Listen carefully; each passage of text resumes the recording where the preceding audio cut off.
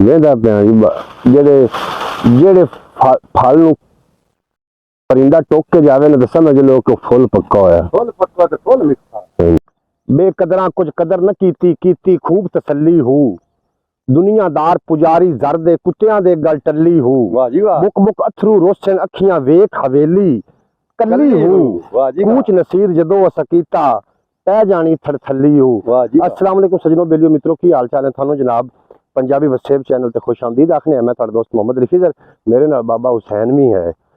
अच्छा जनाब वक़्त बड़ी अजीब शै है। वक़्त ते कदर जिन्होंने तुसी वक़्त दिओ थोड़ी कदर नहीं करदा ते जेड़ा थोड़ी कदर करदा उहदे कारण थोड़े कोल वक़्त कोई नहीं हुंदा। बिल्कुल एवें गल है बाबा जी।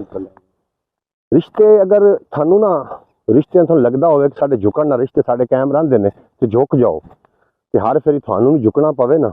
हाँ ते रुक जाओ कदी ना झुको मोड़ ना झुको जेड़ा थोड़े मैसेज दा रिप्लाई नहीं देंदा उन्हें कदी भी मैसेज ना करो। बिल्कुल सही बात। दोस्ती उस नाल करो जेड़ा थोड़े दुख सुख दा भाई वाल होवे। हां हैं जी की आखदे हो? बिल्कुल एवें बिल्कुल प्यार ओदे नाल करो जेड़ा थोड़ा एहसास रखदा होवे जेड़ा सिख रखदा होवे जदों नौ वध जांदे ने नौ कट्टे जांदे ने उंगलियां नहीं कट्टियां जांदियां।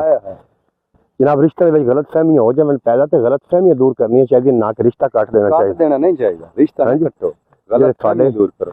थोड़े जिन्हां नूं तुसीं सीने च लुका के रखिया होया हो सकदा थोड़ी बर्बादी दा ਉਹ ਸਵਾਬ ਬਣ ਰਿਹਾ ਮੈਨੂੰ ਇਹ ਗੱਲ ਮੈਨੂੰ ਮੋਹਬੱਤੀ ਨੇ ਦੱਸੀ ਹੈ ਕਿ ਮੈਂ ਪੱਗਰ ਕੇ ਤੇ ਸੜ ਗਈ। ਹਾਂ ਵਜ੍ਹਾ ਇਹ ਸੀ ਕਿ ਜਿਹੜਾ ਧਾਗਾ ਮੇਰੇ ਸੀਨੇ 'ਚ ਮੈਂ ਜਿਹਨੂੰ ਛੁਪਾ ਕੇ ਰੱਖਿਆ ਹੋਇਆ ਉਹ ਮੇਰੀ ਬਰਬਾਦੀ ਦਾ ਸਵਾਬ ਬਣ ਗਿਆ।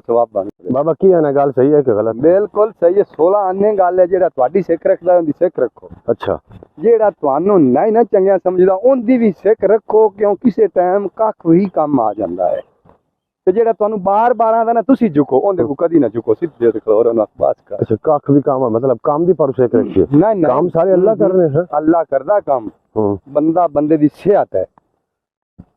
ਬੰਦਾ ਬੰਦੇ ਦੀ ਸਿਹਤ ਹੈ।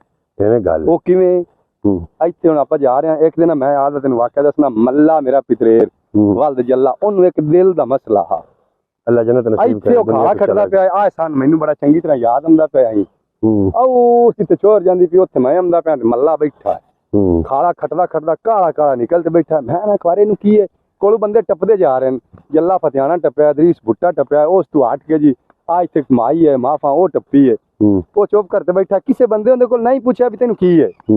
ਬੰਦਾ ਬੰਦੇ ਦੀ ਸਿਹਤ ਇਸ ਵਜ੍ਹਾ ਤੋਂ ਗਿਣਿਆ ਜਾਂਦਾ। ਮੈਂ ਉੱਥੋਂ ਆਇਆ ਨਾ ਤਾਂ ਮੈਂ ਉਹਦੇ ਤੋਂ ਪੁੱਛਿਆ ਮੈਂ ਕਿਹਾ ਬਾਊ ਕੀ ਹੋਇਆ ਜੀ ਯਾਰਾਂ ਦਾ ਮੇਰੇ ਦਿਲ 'ਚ ਪੀੜ ਨਿਕਲੀ ਹੈ ਤੇ ਮੈਂ ਬੇਹੋਸ਼ ਹੋਇਆ ਬੈਠਾ ਜ਼ਮੀਨਦਾਰ ਨੇ ਘਰ ਵਿੱਚ ਮੈਂ ਉਹਨੂੰ ਇੱਥੋਂ ਨਾਲ ਲੱਦਿਆ ਲੈ ਗਿਆ ਘਰ ਛੱਡ ਤੇ ਆਇਆ ਤਾਂ ਆਇਆ ਹੈ ਬੰਦਾ ਬੰਦੇ ਦੀ ਸਿਹਤ